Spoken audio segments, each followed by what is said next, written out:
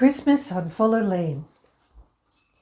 The sleigh rounded the corner on Dinwiddie Street and Fuller Lane, and the bells on the harness tinkled clearly in my ears.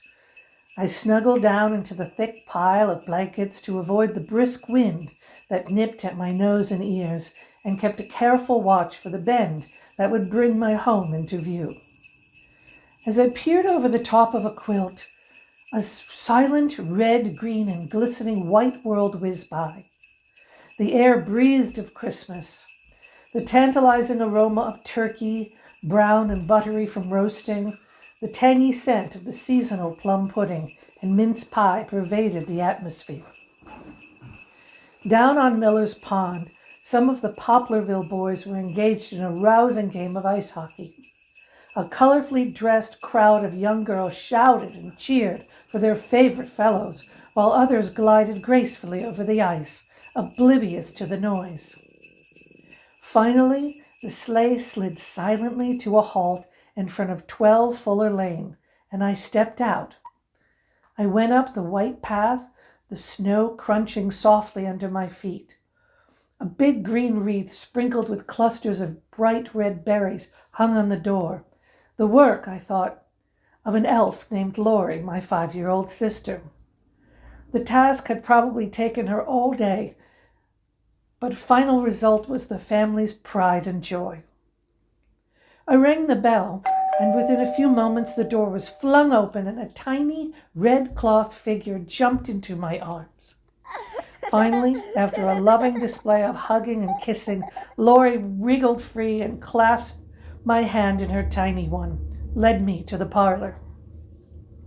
Everyone must have been hiding in a planned surprise attempt, for when Laurie shouted, "She's here! She's here!" the room was filled with relatives welcoming me home.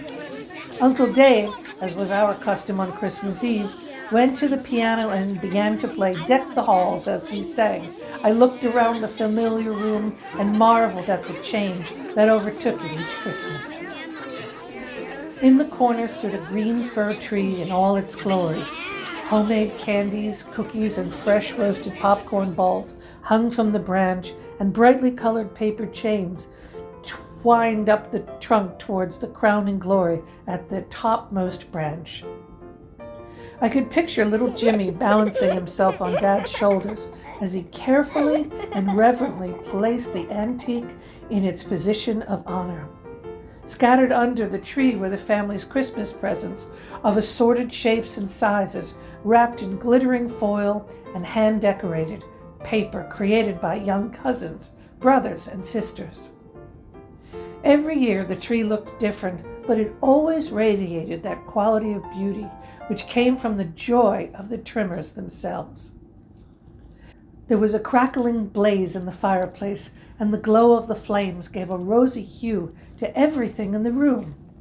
2 tall, stately candles stood on either side of the mantelpiece, and the garland of holly circled them and cascaded down the sides to the floor. When we had finished singing, everyone went back to the work at hand. The younger children sat on the floor making rings and still more rings, and soon, I thought, the tree would be covered with nothing else but paper chains.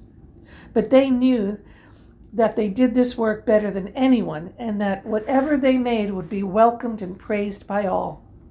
The older girls and boys were busy trimming the tree with bright ornaments and strings of hot popcorn from the kitchen.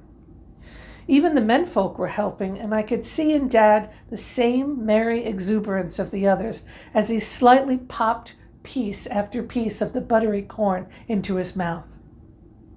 The delicious scent of the popcorn was too great to resist, so I headed to the kitchen where the real hustle and bustle was taking place. Mom and Aunt Bess were at the shiny black pot-bellied stove, basting a huge crispy brown turkey. As she worked, I could see Mom's eyes twinkle, and every so often she smiled at the progress being made by the scurrying aunts and nieces. Steaming mince pies cooled on the table, and what had before been only a passing sensual delight was now a visible reality. Soon the scurrying stopped, and everyone readied himself for the ride to church. As we piled into the slide, I turned to look one more time at 12 Fuller Lane and thought to myself, home at last. Francis Oliver, English, October 20th, 1960.